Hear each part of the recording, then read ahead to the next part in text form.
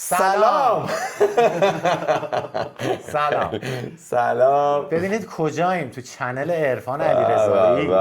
امروز بچه‌ها رو اجیر کردم. تو چنل عرفان علیرضایی ولی تو خونه آفرین داشت بهادر رو اجیر کردم. میلاد بیایم یوتیوب ضبط کنیم. آقا من ندارم، من هیچ چیزو بلد نیستم. میلاد یه دونه این دوربینا داره میذاری اونجا، با یه دونه همینجا تبلته، با این میتونی تکونش بدی. اسمش چیه؟ اسمو پاکت. آره اسمو پاکت. امروز چی داری برای بچه‌های چنل؟ اسمو دارم این قدیمی‌ها، یعنی باید یکی رو بیاریم اینجوری بگیره تو دستش. ندارم تجهیزات، میگه نه یا خونه من ضبط کن. نمیگم نه یا میگه بیا، ولی میگه من برات آپلود نمیگم، بلد نیستم، من پیرم. حالا یه خود دستمو بگیر، مثلا منم آپلود کن، یاد بگیرم، بعد راش میندازی. ولی یادت نره کی رات انداخت. آره دمت گرم. من یادم نمیاد. پروازگری یادت نره کی پرواز. آره کلی مثلا بهش واسه میگم، کلی بهش گفتم تو رو خدا یادم بده چیکار کنم، داری کیسو زد روشن کنه که یادم بده. این برق نیست. 4-5 ساعته که ما تو اکباتان بی برق افتادیم، از خونه خودمون اومدم برق نبود، رسیدم اینجا برق میلادم رفت. تمام. امروز میخوایم خاطره تعریف کنیم. خاطره بازی. آره هر کی خاطره تعریف کنه عشق کنیم دیگه، کف کنیم. آره تو چون چنلت شروع کن، ما در ادامه برات از خاطرات زیبا و جذابمون میگم. من شروع کنم. آره. چنل نه بذار مهمونا ایز فرست. مهمون ایز فرست. نه تو یوتیوب اونجوری نیست. تعارف من بلنیزم تو اینستا مثلا میام میگم مهمون. تعارف نداره اصلا، اینجا خارجیه. چنل خودت. چنل مال خودمه. مهمون حبیب خودت. راست میگی، هر چی بخوای. بعد هم مهمون و اینا که واسه اولین بار ما دیگه با هم دیگه زیاد. آره دیگه اوکی. خب بفرمایید. خب دارم فکر می‌کنم چی اون یه خاطره با دوست دختره خیلی اکس. سال و روز و ایناشو باید بگیم ما بدونیم. آخه مثلا برای 9 سال اینا 8-9 سال پیش خب. یه دختره دوست بودم و بعد با هم اوکی بودیم و اینا. این فامیل یکی از دوستامون بود. بعد من با سختی با این دوست شدم و این گفت باید بری پسر بگیم ما میخوایم با هم دوست شیم و اینا.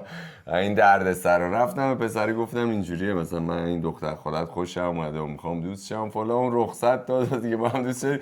چند وقت یواشکی بازی بود، مثلا موقع تو ویانا کار میکردم با پسرموه با دختره میومدن، دختره دوست معمولیم بود، این دوست پسرش بود، میومدن با اینا یواشکی میادن بالاشون، مثلا دستشو یواشکی میگرفتم، مثلا پسرم بر بود اینا. این شیطونی بازیه. الان این اون ویدیوهایی که با هم قدیم زدیم فکر نکنم اون دختره اصلا بگیری مثلا. بعد دیگه اوکی شد و اینا، پسر گفتم، پسر رخصت داد و دیگه با هم میرفتیم بیرون دیگه با پسر و اینا.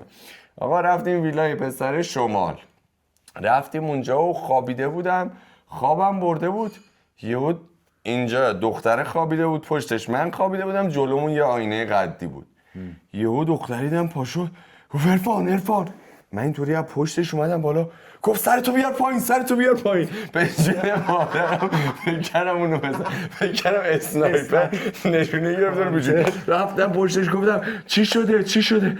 گفت سرتو بگیر پایین. اومدم بالا گفت سرتو بدوز. به جون مادرم گفتم اسنایپر. اومدم پایین گفتم چی شده؟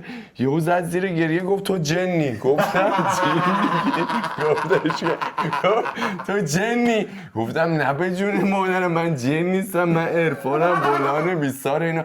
نه بذار من برم پویا رو بیدار کنم فلان بیساره، میرم الان بهشون میگم تو جنی. گفتم نه بابا سوء تفاهم شد، به خدا من جن نیستم بابا، من عرفانم قربونت برم فلان.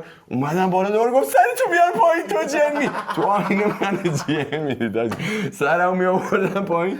یه ساعت چیزی مصرف میکرد؟ نه حاجی نمیدونم منو چرا جنی. شبیه جن بوده شاید. نمیدونم حاجی. بعد چیز شد و گفتم نه به خدا من جن نیستم. یه ساعت دلداریش بغلش کردم، گفتم به خدا بابا من جن نیستم، من آدمم فلان، من عرفانم.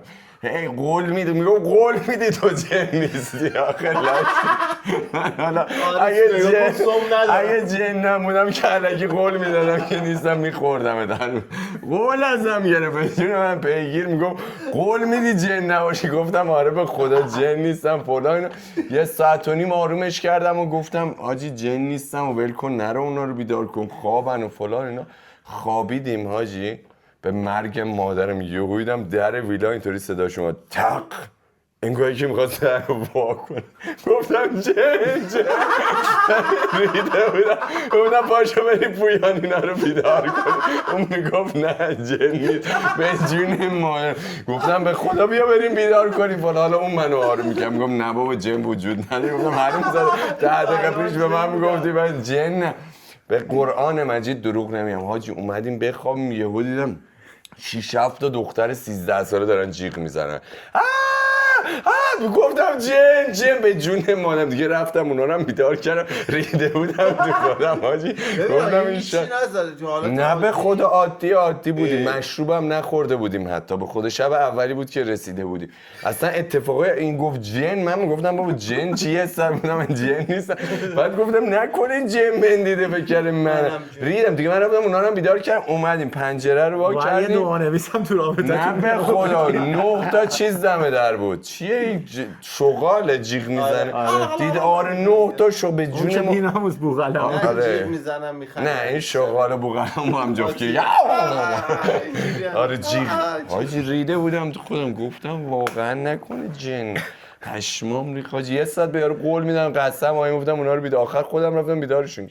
آخه یه صدا دستگیر من تا حالا صدا شغال شنیدی؟ آره. شما شمالی شما. آره من نشنیده بودم. یهو صدا جیغ که اومد دیدم جیغ اصلا جیغ میزاد. من ریدم رفتم بیدار کردم یه جن اومد. یه جن بعد نگو شغال بود بیناموس. خیلی ترسیدم خلاصه. دوستان عزیز عرفان جن نیست. آره من جن نیستم. آره شاید یه رابطه‌ای داشته باشه باشون ولی جن نیست. آره خیلی دختره خیلی جنی بود. دیوونه بود. داشتم یه لحظه تو تعریف می‌کردی دخترم مثلا شب تصور می‌کردم که مثلا تو خوابیدی بالا سرت داره مثلا دعا می‌کنه مثلا آب مقدس می‌ده نام پدر پسر رو رو کاغذ نوشته بسم الله رئیس ساعت میداد میخوردن. این قرص سرماخوردگی جنگیری میکنه. خیلی ترسناک بود حاجی. خیلی خیلی باحال. یه همچین مشابه اتفاقی واسه ما افتاده بود. ما 7-8 سال پیش یه اکیپ 3-4 نفره بودیم. یکی از رفیقامون ویلا داشت شمال محمود آباد روستای کلوده نرسیده محمود آباد. گفت آقا برای داداشش گفت داداشم هفته دیگه میخواد اینجا رو بذاره واسه فروش. بیاین این تعطیلی خورده نمیدونم چه ایامی بود. فقط میدونم شب لیلت و رقایب میشد. شب آرزوها. آج آقا مسئله این طلبه شب لیلت المغارب. امیر مغاره شب امیر مغاره بود. لیلت المغاره. الان ببینم چرا این یادم مونده. گفتیم آقا ما داریم ویلا رو لیلت القدر من شنیدم. شب آرزوها بود. میگه شب آرزوها اون ولنتاینه بود. نه یه مناسبتی بود تا مقاربه مگه نمیشه نزدیکی میگن 2 نفر با مقاربه داشتن. آقا بذار توضیح بدم. گفت آقا داداشم داره ویلا رو هفته دیگه میذاره واسه فروش. بیاید بریم اینجا رو مثلا بهتره کنیم که دیگه خالی کنیم خودمونو. چیکار کنیم هر کسی رو میشناسید و نمیشناسید زنگ بزنید بیاد. آقا من به دوست دخترم زنگ زدم. اون 3 تا خواهر داشت. 3 تا خواهراشو آورد. 3 تا دختر خاله داشت. 3 تا دختر خاله‌اشو آورد. 3 تا دختر خاله‌اش 2 تا دوست پسر. بعد من 12 نفر بودیم. خیلی زیاد بودیم. اون یکی هم دوباره زنگ زد رفیق. ببین نزدیک 27 نفر توی خونه 2 خوابه. یه ویلای معمولی 2 خوابه و اینا 27 نفر. آره خود توم بود.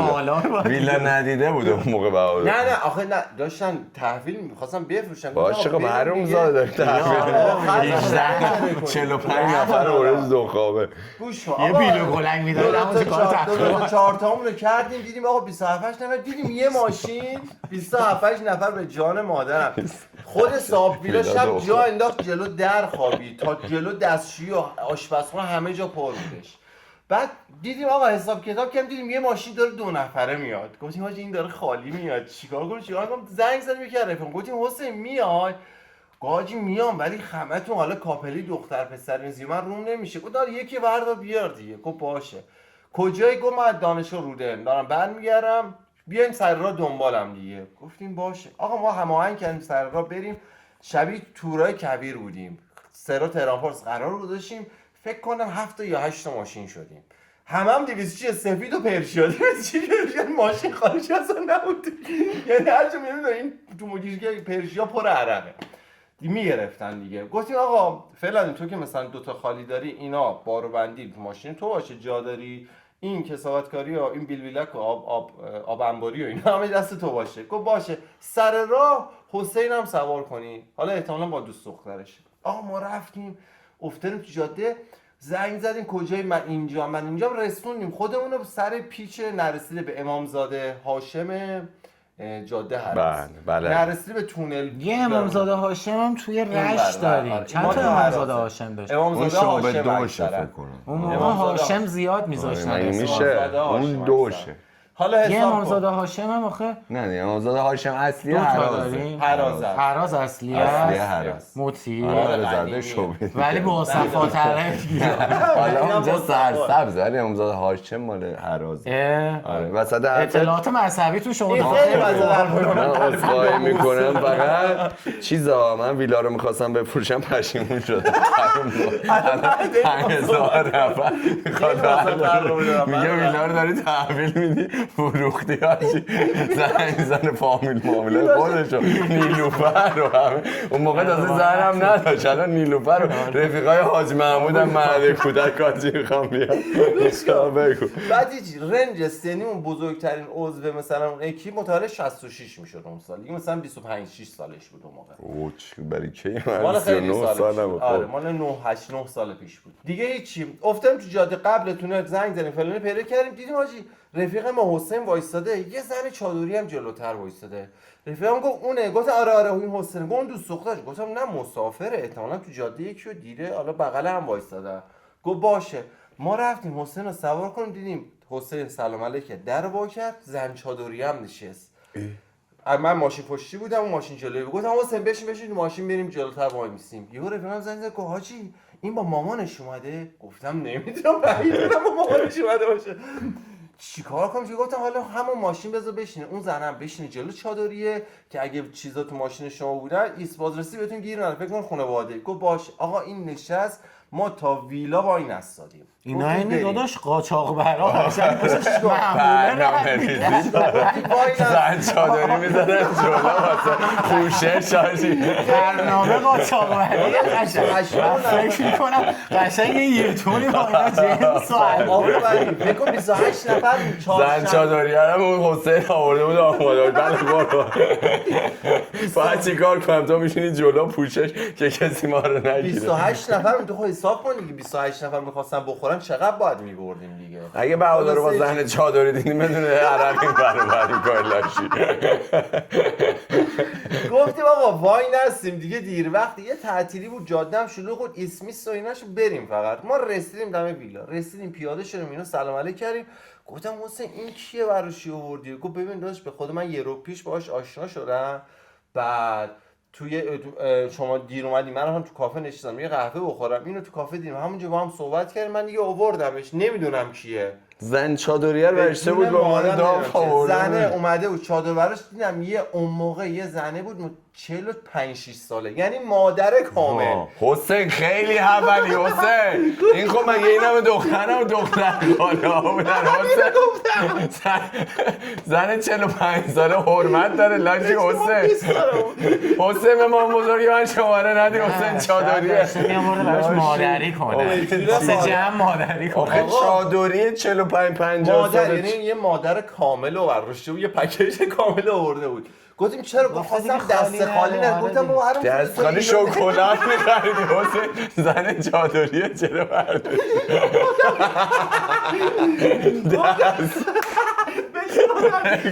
خواستم دست خالی نباشم یه زن چادری دیگه تو راه تو کافه چرا چادرش موندم این که خیلی پیر بود مهم بود واسه باشه خواستن چادری حرمت داره داداش فکر کنم الان نیست آفرین. عمرشو داده به من و شما. نه میگم آخه خانم چادری حرمت داره چرا برش داری بری خیلی سنش شمال بالا حاجی یعنی واقعا مادر. بعد آخه اصلا این به کنار حسین خانم رو با عرق میگیره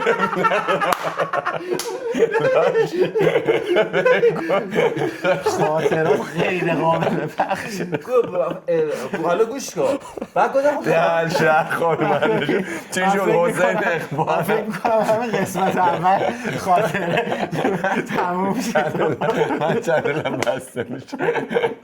نه آخه بگو خانم قاچاق برگردی خانم چادری آقا تو رو قرآن حسین رو بگیرین لاشی بگو خانم رو در شهرش بودی هنوز من خاطرم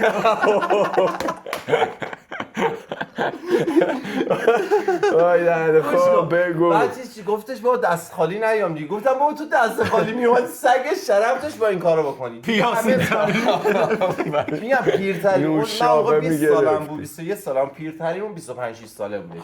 بعدش رسیدیم تو ویلا همه جاشون رو مشخص کردن. این گفت من با دختر خالم این اتاق اون اتاق همه جا رو مشخص. بالا تو خرپشت بالا پشت اون یه شانشین کوچیک درست کردن شیشه‌ای. حسین دست اینو گرفت رفتن اون بالا. رفتن اون بالا گفتم حسین نرو اون بالا اون آفتاب میزنه پرده نداره گرم و اینا. حسین خیلی حالش گفت نه بده ببین به جون مادر نه گرما حالش بوده نه حرمت حالش بوده نه سن حالش بوده به خدا ببین یعنی شبیه عقاب از اون بالا پله می‌خواست بیاد واسم چادری میپره. یه چیز ترسناک. شب شد اومدیم بند و بستاتو بچینیم میز چیدیم تو حیاط و اینا بچه‌ها مشروبشون آوردن یهو دیدیم این زنه اومده یه تسبیح دستشه یه مفاتیح هم دستشه به جان اردوان به قرآن 20 نفر دیگه شاهدن خدا کنه کامنت بذارن تایید کنن داشتن اینجوری میخوندن گفتم اسمش یادم نیست چی بود گفتم فلانی چیکار میکنی؟ گفت شما دارید چه کثافتی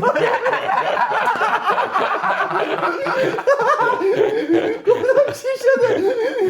امشب شب لیلة الرقایب و شب آرزوهاست باید آیه فلان رو بخون تو حیات دارین چه کسا حسین بریم حسین چرا به من این چیزا رو نگفتی ببین بجین اون یکی رفیقم حسین اومدش گفت یکی دیگه رفیق آخه ندیده نشناخته برای شما آره داری کثافت کاری میکنی گفت چیکار گفتم حسین داری اینو میگی کاش هم موقع کارتشو در میاد گفت سرمان احمدی همتونو دست هم میزن لاشی تا دیگه حسین بر ما نداره هم جوون بودیم دیگه این یکی رفیقم که صاحب ویلا بودش حسین رفت چادر رو وسایل زنه رو براش یه گوشه قایم کرد گفت این چادر نداشته باشه نمیاد پایین گفتیم آره راست میگی یهو دیدیم یه نفر هی پندقی ور از اون پله میاد پایین میگه حسین آقا حسین آقا حسین باشه مادر بزرگ تو سرفتی کن آخه مثلا من جور چادرشو پیدا من کردن تصور میکنم این میگه رفت این رو پتویی هست چیز نداره چادر اضافه نه چادر زاپاس یارو رو از سر زاپاس می‌خواست. ورداشته بود کافه دل شکسته آورده مغزش بودش این حد دست داد. بعدش از این خیلی خاطر دار کرده از این رو بالشتی ها این پتو مسافرتی ها سرش اومد رفتیم سر قابلمه رفتیم سر قابلمه شله زرد درست میکنه حالا به جان اردوان به قرآن میگم همین بچه‌ای که تو جمع بودن میتونن کامنت بزنن ما تو حیات همه پاره اومدن اون شله زرد میاد تو خونه یاد فیلم حاجی کنستانتین افتاد جنگ بین خیر و شر حسین من چیز میبرد میگفت این شله زرد حاج خانم درست کرده میشه با هم بخوریم فیلم چی بود ایرانی شله زرد داد چادری بود اینجوری گنده مونده بود اینجوری گفت حالا فهمیدیم چرا چادر سرش میکنه میاد اومدش گفت بچه‌هایی که نجسی نخوردم میان شلزا شب لیلت رقایب اینو دارم که لیلت رقایب اون یادمه بعد ما هم همه پاره هیچی فردا صبحش پا شدن رفتن اونا ولی ببین بالا رفت حسین هم رفت حسین بابا خیلی تشنه حسین خیلی لاشی رفتیم بالا ریدی تو جمع دستمال حسین پیدا کردیم بالا اینقدر دستمال حالا دیگه وارد جزئی نه اینو میخوام بهت بگم بعد اومدیم رقم حسین چرا این کارو کردی فلان که اون شب لیلت قرار شما اون کارو کردی نشست گریه کرد گفت این نجسیاست این دستمال واسه گریه هاش بوده خیلی بچه خواهشن کسی رو نمیشناسین با یکی نبرید شما من بذار یکی دو دقیقه تو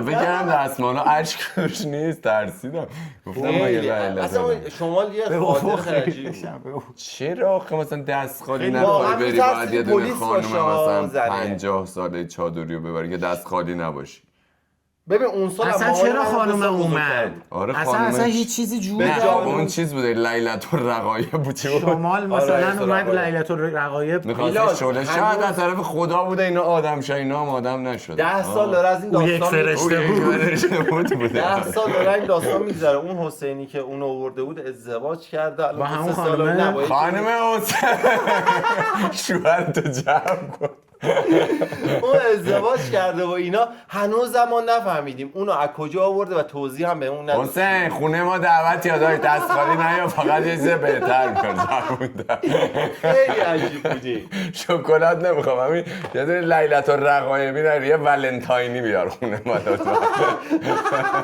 قرتی باشه لطفا مرسی همیشه دست شعله خالی زرد و من شعله زرد درست شاید نشونه بوده این مثلا اینا آدم شدن اینا هم آدم نشدن این اتفاق به خدا بر اساس واقعیت فکر نکنین زاهدی فیلمشو می‌سازن. آفرین خیلی عجیب بوده حاجی بچه‌هایی که اون سفر بودن اسمتون نمیبرم آبروتون نره چون همتون الان یه متعهل شده یا حاجی نظر به حسین که زندگی. طلاق گرفت دیگه نه گفتم من حسین رفیق زیاد داشتم نگفتم کدوم حسین. خب حسین خودش میدونه حسین اون حسین خودش حسین بود. زنت که نمیدونه لاشی ولی تو که میدونی ما به خودت بگیر حسین خیلی عجیب بود. الان نصف حسینایی که با این دوست بودن هنوز زناشون فکر میرن می‌کنم هنوز. آره خیلی خاطره عجیب و دار فکر که کن بود مثلا حاجی. وسط مهمونی دیو یکی بیاد این کارو بکنه. آره نمی‌دونی تو عجیب خودت. بود واقعا چیز عجیب. خیلی عجیبی بود. این که بالا کنه میگفت مثلا. حسین آقا حسین آقا اینجوری. حسین آقا چقدرم زود صمیمی شدن آخه. آره. بعد چرا رفتن راستشو توی یه نگفته اتاق ما حسین. من آره. فکر میکنم حسین حسین یه دروغ چیزی رو اینجا گفته. نگفته آره. چون داداش مگه میشه آره، اینقدر نمیشه سریع اینقدر صمیمی سریع. میشن آفرین. حسین ما بیا بریم اساسش شاید من میگم اینا با هم قبل اوکی آره. بودن حسین شوگر زده بوده اونو بزن بره شوگر مامی زده بوده حسین خب بعد چیز کرده بوده بعد حاج خانوم هم چون چیز بوده سیغه خوندن مثلا زواج تو کرد نفسی فعل این مدت کارا ما من چون احتمالشو داریم. زنه اولین بار بیاد پاشه اینجوری انقدر مذهبی باشه این هم مثلا رو ما احتمالش اعتقادات هم چیز داریم. باشه پاشه با حسین برن دوتایی بالا بخوابن این احتمالا حسین قبل با هم ریلیشن بودن حاج خانوم هم مثلا حالا جوان فتیش بودن خب یا حالا یه زوج شکری هم به قرار همینم بود. آره بس بذارید من خاطرم آره تمام احتمالا کنم. دوست بودن و تعریف کنم. قانونی بوده بچه‌ها برقم دیگه الان خاموش شد آره برو خاطره دیگه تو دارکترش من نه من میخوام تو بیارم پایین من میخوام بیارم بی تو پی ام پایین بیار پایین من من چنلم بمونه یه سرچ کردم دیدم که نه بیارم آره پایین من بهتره چنلم بمونه اینی که من دارم برات تعریف یه لحظه من میکنم رازم اگه هم مشکلی پیش اومد خودشو ببرین لطفا خاطر برای ایشون بود خودشو چنل حساب خاطره. آقا حساب خاطره خاطره رو رو ببریم من گناه من نمیدونستم واقعا چی میخواد تعریف کنه خیلی دارک تر بیا من عذرخواهی میکنم از بچهای بالا بفرمایید عذرخواهی من همینجا پذیرا باشه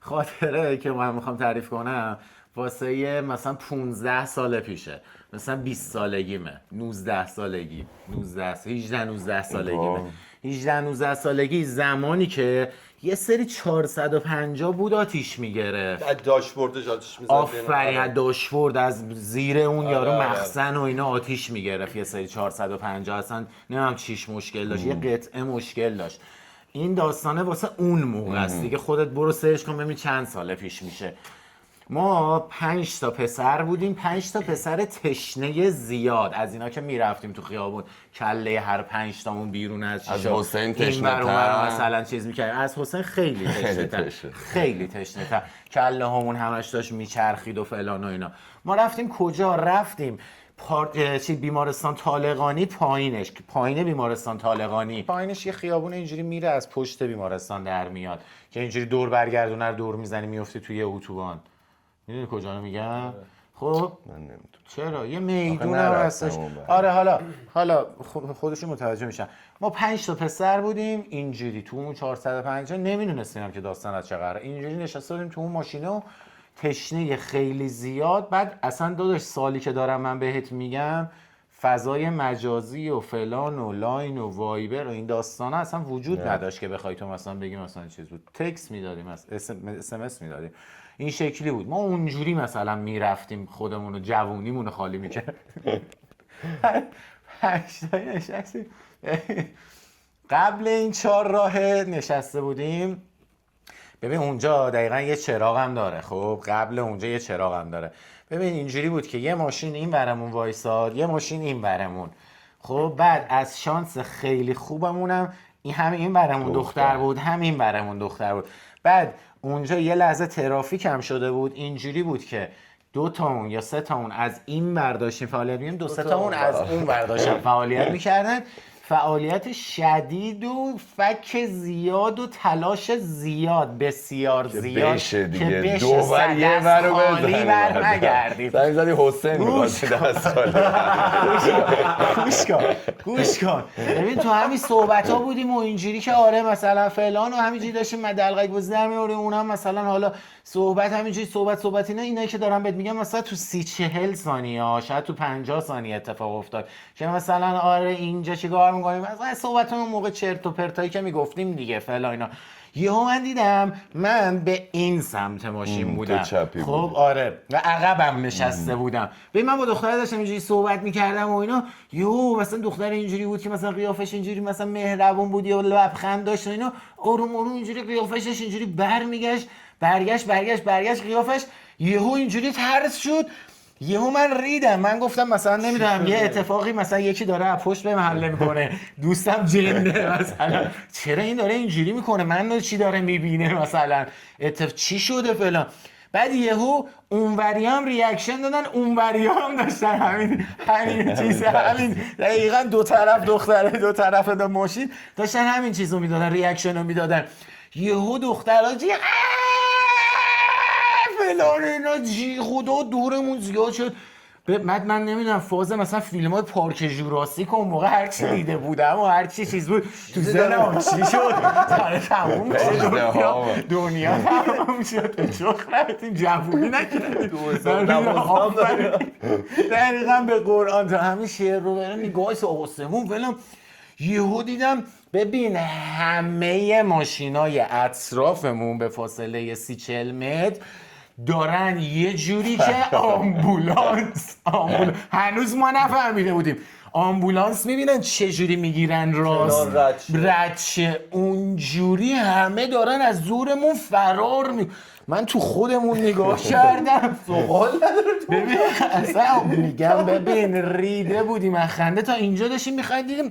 یهو اتو داشبورد آتیش زد از بغلای ماشین، عین بازی ماشین جنگی آتیش میزد اینجوری میومد. یهو ما 5 تایی که اینجوری بودیم همدیگه نگاه کردیم، یه ثانیه سکوت آره بیرون میدیدم ماشین آره دیگه کاپوت آتیش گرفته بود، اینا داشتن دختر اینا اعتماد داشت بتره کرد چون انقدر درگیر دخترها بودن، یعنی اگه تو داشبورد نمیزد تو اعتماد داشت همه‌شو آتیش میگرفتن چون این داشته اون بر تنظیم اومده این بر درگیر این داغون اعتماد داشت بتره کرد، هیچکی نگاه نمی‌کرد ماشین. راست خیلی اون دخترها میگن دور مخفی چیزیه. ببین بعد اون موقع دیدی تو حالت ترس شیشه قشنگ پایین نمیاد فلان نمیاد، در باز نمیشه، یه چیزی سوخته، یه چیزی آلارم داده، یه چیز. ببین من نصفم گیر کرده بود تو شیشه ببین اگه پی او وی و دور اگر تصویرهای دور رو داشتیم یعنی میشد خنده‌دارترین فراری که از ماشین داشتیم. یکی فکر کن گیر کرده هیچی هم یکیشی کمک نمی‌کرد، همه تو دنیا نجات خودشون، یکی میخواد تو کاپوت در یکی میخواد. حالا گوش کن ببین با 1000 زحمت و 1000 بدبختی من که اینجوری تپ افتادم اینجوری رو زمین، بلند شدم اونا همه اومدن پایین و فلان و اینا، وایسادیم همینجوری سوختن ماشین رو تماشا می‌کردیم، ماشین داشت میسوخت. از یه اتفاقی که 5 دقیقه فاصله‌اش بود رفتیم توی صحنه که همینجوری نشسته بودیم ماشین آب ماب، زنگ زدیم آتش نشانی. بعد مثلا داداش مگه سوختن اون ماشینی که در حال اونجوری سوختنه چقدر طول میکشه؟ بعد نمیتونی زیادم نزدیکش باشی که هر لحظه بعد آره اون لحظه هم آره واقعا احتمال اینه که میدادیم که بتره که اینا حالا مثلا نترکید باکش یه جوری مثلا اینجوری مثلا انگار آب شد ولی یهو زمین بیشتر آتیش گرفت و فلان. ولی ببین کل ماشین سوخت. این وسط توی این فاصله که ماشین داشت میسوخت یه نفر یه پسری یه کپسول آتش نشانی آورد، اون آتیش هم نگرفت. یعنی مثلا فکر کن مثلا قمه خوردی انقدر باشه میشه این شکلی بود. خب اون ماشین هم نگرفت. بنده خدا این رفیقم که ماشین مال اونا بود که مال باباش هم بود بیچاره، همینجوری چیز کرد وایساده همینجوری نگاه می‌کرد، یه گوشه نشسته بود اینجوری چارزانو. چیکار میتونی بکنی؟ دو تا دخترم رفتن، دو تا ماشین همه رفتن. ببین دیگه اصلا از اونجا ماشین رد نمیشد، هر کی میدید اونجا آتیش نمیومد اون سمت. چیز بیخیر اصلا شده. هیچ کی دیگه نمیومد اون سمت. میموندن میگفتن ماشین تو آتیش گرفته بریم خونه‌تون. آتش نشانی اومد، ماشین دیگه کامل تموم شده بود، هیچی ازش نمونده بود. آتش نشانی اومد، بعد گفتش که آره خاموش کرد و اینا، گفتش بعد مثلا زنگ میزنه جر ثقیل بیاد این مثلا چیزو برداره ببره و فلان. حالا یکی از رفیقای دلغک بی‌ناموس ما اون موقع مثلا داش اینو همینجوری به من چند میلیون داش همونجا بوسری میکرد لاشی. بعد همینجوری که نشسته بودیم و اینا، بعد اون موقع یادته چقدر سوزدار میخوند و چقدر ناراحت کننده. مثلا سیدی رو به خاطر یاد چکوندم، بعدا دنبال در دنبال سیدی. ببین یاس اون موقع فعلا همینجوری یاس تو سر هممون پله‌ای بود، نشسته بودیم اینجوری ماشین تا جهر ثقیل بیاد و اینا، یه بنز اومد، یه آقا و یه خانوم خیلی شیک اون موقع، اینو واسه من تعریف اون کردی. موقع خیلی شیک، عرفان خیلی شیک اومدن بغلمون وایسادن. دقیقاً عین موزیکای یاس هم بود که مثلا بغل مثلا یه دونه ماشین سوخته اون یه بنز خفن اومد اون موقع وایسادیم اینجوری و اینا. بنز اومد، گفتم من رفتم جلو گفتم جانم بفرمایید. گفت این ماشین برای شماست. گفتم نه. رفیقم واسه بیا محسن اومد گفتش که صحبت کردن اینا، من صحبتشون رو گوش نکردم. یهو دیدم که محسن رفت سمت یه ATM، بعد برگشت فیشو داد به بنزیه. گفتم محسن 100. اونجا من گفتم 100 کاسبه 100. و از همینجا شروع کرد پول ماشین رو در آوردن.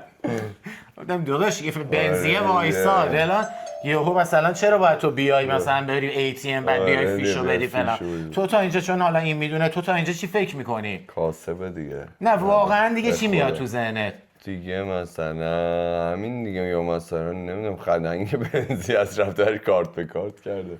یارو اومد برگشت گفتش که ببخشید پسر ما ندونسته و بدون اجازه ما خونه نبودیم، کپسول آتش نشانی آورد اینجا خالی کرد، برای شارژش ما باید مثلا اون موقع نام 10,000 تومان 13,000 تومان من فکر کردم من میخواد بگه بنزی پول ماشین رو داده پسر. 14,000 تومان نمیدونم چی بود چقدر بود اندازش، ولی فکر کنم مثلا الان کپسول آتش نشانی شارژش چقدره ببر حالا نسبت به اون زمان پول شارژ کپسولو گرفت. به جون بابا، به جون مادرم. می‌بینی اولین چیزی که اومد تو ذهنم چی بود؟